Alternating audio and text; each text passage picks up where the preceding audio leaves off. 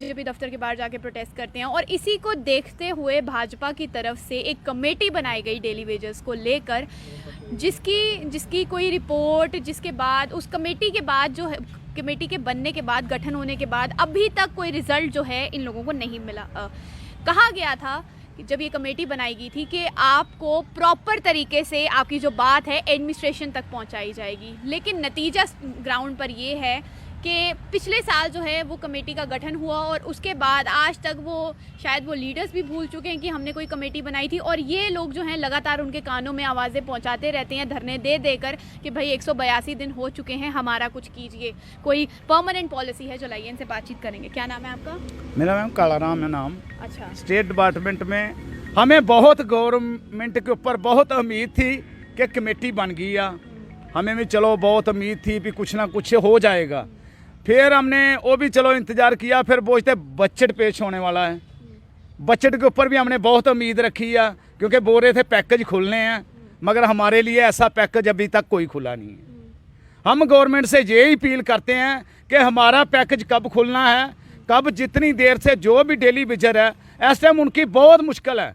जैसे समझ लो बच्चों की एडमिशनें चल रही हैं। बिल्कुल, अभी नया सेशन शुरू हुआ है, अब तो आपको डबल खर्चा है। तो डबल है, ये तो बहुत कर रहे हैं जी, हाँ जी फीसें नहीं देनी है। प्राइवेट स्कूल चाहे गवर्नमेंट, खर्चा तो पढ़ना ही पढ़ना है। इस टाइम डेली विजन के इतनी जानी कि बुरी हालत है, हर साल पड़ जाती है, डबल खर्चे पड़ रहे हैं, कहाँ से पूरा करेंगे। बहुत गवर्नर साहब के ऊपर बहुत हमें उम्मीद थी कि हमारे जम्मू के लिए कुछ ना कुछ करेंगे, मगर गवर्नर साहब के भी हम बहुत न्यूज़ें थोड़ी देखते हैं, कभी कभी बोल देते हैं, कभी कभी ऐसे बोल देते हैं। लगता है आपको कि वो भी डेली वेजेस को भूल चुके हैं? अब भूल नहीं चुके हैं, उनको इतना पता है क्योंकि न्यूज़ जो डेली वेजर काफ़ी डिपार्टमेंट बैठे हुए हैं, अब वो बैठ बैठ के हम परेशान हो चुके हैं। पहले इतनी सर्दी में बैठे रहे, अब देखो इतनी गर्मी आने वाली है। उन सारे डिपार्टमेंट जो है अपने अपनी जगह पे वो तैयारी कर रहे हैं। ये हमारे हम लोग रोजे चल रहे थे, नराते आ गए थे, इसलिए थोड़ा थोड़ा सभी को अब जो रोजे चल रहे हैं 21 को ख़त्म हो जाएंगे। उसके बाद जो टेस्ट है ये अगर वो 21 तक 22 तक बोल रहे हैं कुछ निकलेगा, अगर हो जाता तो ठीक है, नहीं तो समझ लो कि 22-23 के बाद जो ये जो जेंटेड फ्रेंड है इस टाइम उन्होंने PHE वालों ने, एरिगेशन वालों ने, जम्मू तवी वालों ने सारे अपनी जगह में गवर्नमेंट के ऊपर बहुत उम्मीद लगा रखी है इन्होंने कि उससे पहले पहले कोई ना कोई मसला हल करेंगे। नहीं तो प्रोटेस्ट शुरू हैं। आपने PHE वालों का भी सड़कों पर आ जाएंगे, फिर रोडों ऊपर आएंगे। अभी तो सारे शांत हो गए थे कि अब जो भी हमारे मंत्री हैं कोई हमारी आवाज़ उठा नहीं रहा था, अब थोड़ी थोड़ी आवाज़ उठाना शुरू हो गए हैं क्योंकि जो भी हो रहा है डिपार्टमेंटों में आपको पता भी बुरी हालत है। मैं आपसे पूछना चाहूँगी, पिछली बार लास्ट टाइम जब हमने आपसे बात की थी आपने कहा था कि जिन्होंने आपकी कमेटी का गठन किया है आपको एक एक लीडर जो है वो सुपरवाइज कर रहे हैं उस कमेटी को, और आप उन लीडर के पास भी गए थे और आपको पता चला कि भाई वो जम्मू में है ही नहीं है। उसके बाद कोई बातचीत हुई? अभी तक तो मैडम कोई बातचीत नहीं हुई है। जो कमेटी बनी हुई है सिर्फ अब कागज़ों में ही रह गई हुई है, क्योंकि कमेटी के किसी बंदे का कोई फैसला नहीं आया, कोई हमें रिस्पांस नहीं मिला। हमारी फाइलें उनके पास, उनके टेबल तक पहुंची हुई हैं, लेकिन हमें गवर्नमेंट की तरफ से कोई विश्वास नहीं है, कोई उनकी तरफ से आश्वासन नहीं दिया गया कि भाई आपका काम हो जाएगा, ये करेंगे। आप उन लीडरों के पास गए? मैडम उन लीडरों के पास गए थे, जब उन्होंने फाइलें वगैरह मंगवाई थी तो उनके पास गए थे हमने। अब हो गए कोई 5-6 महीने हो ही गए। 5-6 महीने पहले आपकी फाइलें मंगवाई गई? हाँ जी। अच्छा, तो 5-6 महीने हो गए फाइलें दी हुई, लेकिन आप देख लो कि 5-6 महीने से अब हमको यहाँ पे बैठे हुए 182 दिन हो गए हैं। क्या गवर्नमेंट को ये चीज़ दिखाई नहीं दे रही है? वो सोई हुई है इसलिए उनको ये चीज़ दिखाई नहीं दे रही है। अब जिस हालात, आपको तो भाजपा की तरफ से एक आश्वासन दिया गया था ना कि आपके और एडमिनिस्ट्रेशन के बीच में अब एक ब्रिज बनाया जाएगा, आपकी बात सीधे तरीके से जो है पहुंचाई जाएगी, LG एडमिनिस्ट्रेशन तक जो भी आपके मसले हैं वो पहुंचाए जाएंगे। क्या वो ब्रिज जो है वो टूट गया है? मैडम वो ब्रिज में कहते हैं मसाला नहीं डाला, वो सीमेंट कम डाला था ना उन्होंने। अच्छा। वो सीमेंट नहीं डालने की वजह से जो हुआ है वो कच्चा था इसलिए टूट गया। अभी देख लो बच्चों की एडमिशनें करवानी है, इस समय हालात वो आगे हुए हैं कि मैं 4 दिन से बीमार पड़ा हुआ था। इसी चीज़ की परेशानी बनी हुई है कि बच्चों की एडमिशन की फ़ीसें कैसे देंगे। हमें खुद ये टेंशन हो गई है कि बच्चों के पैसे कहाँ से करेंगे, किससे लेंगे, काम कैसे चलाएंगे। क्योंकि आप देख रहे हो कि बच्चों के जो स्कूल वाले जो ऑर्डर निकालते हैं, प्राइवेट स्कूल वाले, वो कहते हैं कि किताबें जो हैं उनके उसी स्टोर से लेनी है जो वो इशू करते हैं। भाई अगर मार्केट से आप लोगे जो किताबें लगती हैं वो 500-700 या 2000 तक आती हैं, लेकिन ये जो इनके स्टोर हैं गवर्नमेंट स्कूलों के, वहाँ से अगर किताबें ही लेनी हो, हाँ प्राइवेट स्कूल्स के 10-10, 12-12 हज़ार की किताबें आती हैं, हम लोग कहाँ से पूरा करें। अच्छा, जब नया सेशन शुरू हुआ है, आपसे पूछना चाहूँगी मैं कि नए सेशन में अब तो बच्चों की एडमिशन फ़ीस है, बच्चों की एनुअल फ़ीस है, बच्चों की ट्रांसपोर्ट फ़ी है, बहुत सारी फ़ीस हैं, मतलब मैं नाम लेती लेती थक जाऊंगी। अच्छा, यूनिफॉर्म का खर्चा अलग से, स्कूल बुक्स का खर्चा अलग से, और उसके बाद जो एक्स्ट्रा चार्जेस लगेंगे वो अलग से। तो क्या इस टाइम पे दिमाग में चल रहा है? जी, पहले तो मैं मीडिया का बहुत बहुत शुक्रिया करता हूँ जो टाइम पे टाइम हमारी जो बात उठाते हैं, और 182 दिन हमें लगातार स्ट्राइक पे बैठे हुए हो गए हैं। हमारा काम भी चल रहा है और डिपार्टमेंट में भी कोई भी परेशानी नहीं है, काम भी चला रहे हैं और अपनी हड़ताल भी चला रहे हैं अपने बच्चों के लिए। हम इधर बैठते हैं, हमें कोई शौक़ नहीं इधर बैठने का, सिर्फ अपने बच्चों के लिए बैठ रहे हैं। हम यही बोल रहे हैं, 25-25 साल से हम खज्जल हो रहे हैं, हमें कोई परमानेंट पॉलिसी मिल जाए, अपना घर का खर्चा गुजारा चलाएं। नहीं, मेरा सवाल था कि अब सेशन जो नया शुरू हुआ है, हाँ, इसको लेकर दिमाग में, क्योंकि टेंशनें जो हैं आपके चेहरों से पता चल रही हैं। जी मैम, हम तो यही बोलते हैं 9000 जो सैलरी है इससे गुजारा हमारा नहीं हो रहा। स्कूलों की फ़ीसें जो है बहुत ही ज़्यादा फ़ीसें हैं, और जैसे वर्दी है, यूनिफॉर्म है, किताबें हैं, और एक्स्ट्रा जो खर्चे होते हैं, जैसे इन्होंने पेपरों का डाल दिया 500 रुपये दे दो, ये चार्ज दे दो, कुछ और खर्चे रोज़ के बोलते, कभी कॉपी नहीं है, पेन नहीं है, वो भी हमने देना है। और 9000 में 300 रुपये दिहाड़ी में कैसे हम बच्चों को पढ़ा सकते हैं? अच्छा, आप लोगों ने दे दी अपने बच्चों की फीसें? मैडम अभी तक कहाँ पे दी है, अभी तक स्कूल वाले, अभी 2 दिन हुए बच्चे को स्कूल में जाते हुए, लेकिन स्कूल वालों का स्ट्रेस शुरू हो गया हुआ है। वो कह रहे हैं कि भाई जो आपकी फ़ीस बनती है 10-12 हज़ार के पास बता रहे थे, कहते वो जमा कराओ। 10-12 हज़ार के पास हम जमा कहाँ से करवाएं, क्योंकि इस समय जेब में आप मान सकते हो कि जेब में मेरे पास 100 रुपया से ऊपर पैसे नहीं होंगे, लेकिन अकाउंट भी चेक करोगे तो 1000 रुपये से ऊपर नहीं होगा। तो कहाँ से 12-13 हज़ार रुपये इकट्ठा करना है, ये परेशानी बनी हुई है। घर में जाने को भी ये चीज़ होती है कि बच्चा भी ये पूछते हैं पापा से कि भाई मेरी फ़ीस का क्या बना। बच्चों को घर जैसे ही हम एंटर करते हैं बच्चे यही पूछते हैं मेरी फ़ीस का कुछ किया। हम कहाँ से करें, गवर्नमेंट हमें इस चीज़ का भी बताए ना, हम कहाँ से करें। क्योंकि कभी अगर घर में जाना हो, कोई चीज़ ख़त्म हुई हो, जब जैसे राशन ख़त्म हुआ हो, या बच्चों की पढ़ाई के लिए अगर किताबें ख़त्म हैं या किताबें लानी है या फ़ीस देनी है, जब तक फ़ीस नहीं देंगे बच्चों, स्कूल वाले क्या करते हैं, बच्चों को बाहर खड़ा कर देते हैं धूप में। गर्मी इतनी है, कैसे संभालें हम, कैसे देखें अपने घर वालों को, कैसे बच्चों को देखें। इसके हालात हमारे लिए हालात वो हो गए हुए हैं, या तो हम खुद मर जाएं और अपने बच्चों को, वो अपनी फैमिली को, सबको मार दें।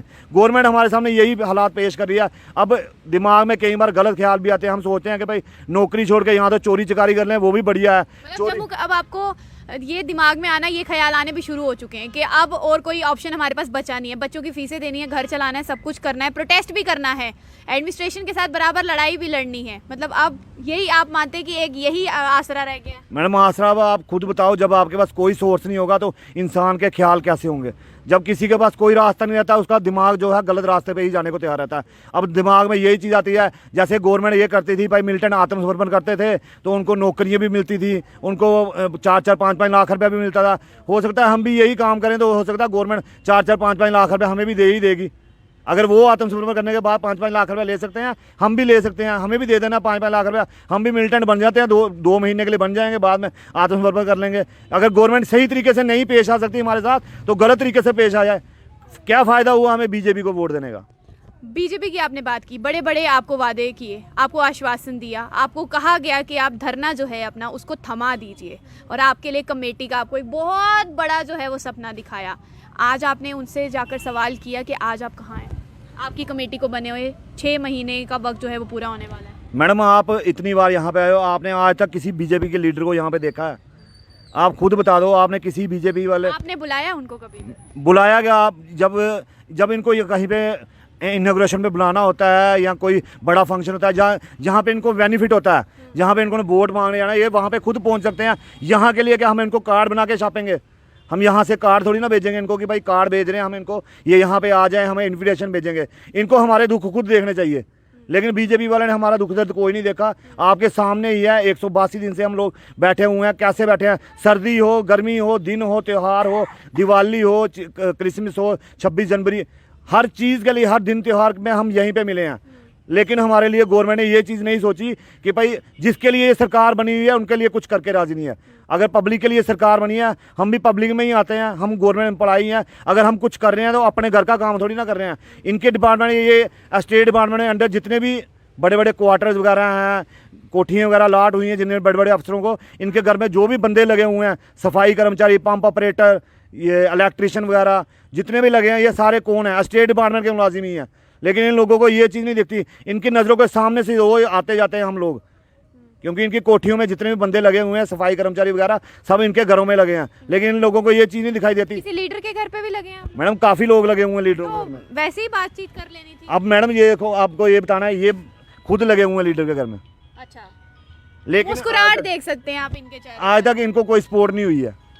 कितने साल हो गए इनको काम करते हुए, इनको कोई सपोर्ट नहीं हुई। किसी हम ये मान लेते चलो लीडर के साथ लगे हुए हैं, लीडर ने इनको पक्का करवा आपने दिया। कभी पूछने की कोशिश की कभी ऐसे कि यार करना, आज बात करना उनसे, कुछ ऐसा हुआ? जी मैम, मैं लगा हूँ याद साहब की कोठी में, गुलाम नबी याद साहब की। अच्छा, हाँ, मुझे कम से कम 25 साल हो गए हैं डिपार्टमेंट में लगे हुए, स्टेट डिपार्टमेंट में।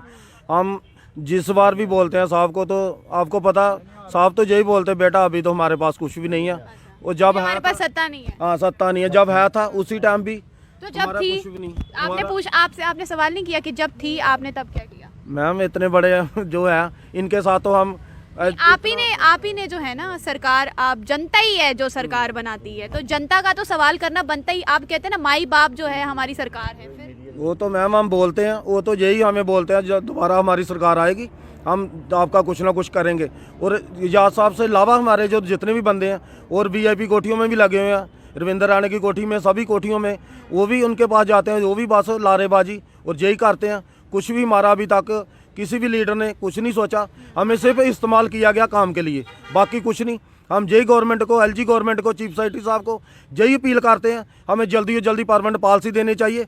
हमारे घर का गुजारा नहीं हो रहा, हमारे से बेहतर तो एक मजदूर है जो 700 रुपये 800 रुपये दिहाड़ी ले रहा है, हम तो मजदूर से भी गए गुजरे हुए हैं। अंत में आपसे यही पूछना चाहूँगी कि अगर 182 दिनों के बाद भी अब भी आपकी बात, क्योंकि हर बार सवाल यही रहता है कि अब भी अगर आपकी बात नहीं सुनी गई, फिर आप लोगों का अगला स्टेप क्या रहेगा? मैडम अगला स्टेप तो अभी तक तो हमारा नारा यही है कि पॉलिसी नहीं तो घर वापसी नहीं। ठीक, तो अगर गवर्नमेंट नहीं करती है तो हालात वही होंगे जो बाकी सरकारों के आगे हमने पेश किए, NC के आगे, कांग्रेस के आगे पेश किए, जैसे BJP की सरकार। यानी घर वापसी होगी? हाँ, BJP की घर वापसी है। फिर हमारी घर वापसी नहीं होगी, लेकिन BJP की वापसी जरूर होगी। अच्छा, ये लखनपुर से बाहर जाएंगे, इस बार लखनपुर के अंदर नहीं BJP आ सकती। जो मर्जी कर लें, अगर 61,000 मुलाजिम है, हम 61,000 के साथ एक मेंबर नहीं होता फैमिली में, कईयों की फैमिली में 10-10 मेंबर भी होते हैं। अगर आप उनकी काउंटिंग करोगे तो 5-7 लाख के पास जाता है। आपको लगता है भाजपा को डेली वेजेस के वोटों से फर्क पड़ता है? अगर फर्क पड़ता होता तो शायद जो कमेटी बनाई है उसकी अभी तक कोई रिजल्ट तो आ ही गया होता। मैडम वोट अगर एक भी हो तो एक से भी फर्क पड़ता है। ये तो 4-4, 5-5 लाख के पास है वोट।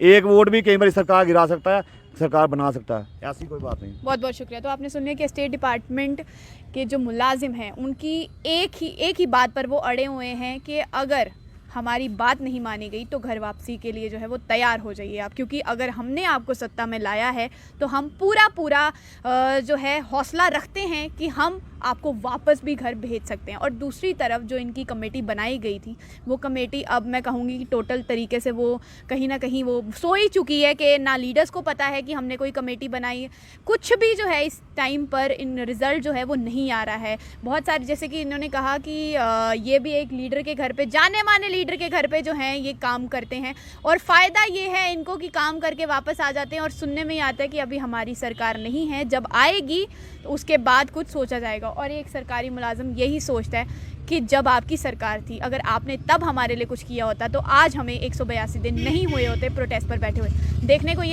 देखने को क्या मिलता है आगे आपको वक्त पर बताते रहेंगे, लेकिन फ़िलहाल इनका यही कहना है कि अगर आने वाले दिनों में हमारी बात नहीं सुनी गई तो फिर एक ही ऑप्शन है हमारे पास कि सड़कों पर एक बार फिर से डेली वेजर्स को उतरना पड़ेगा।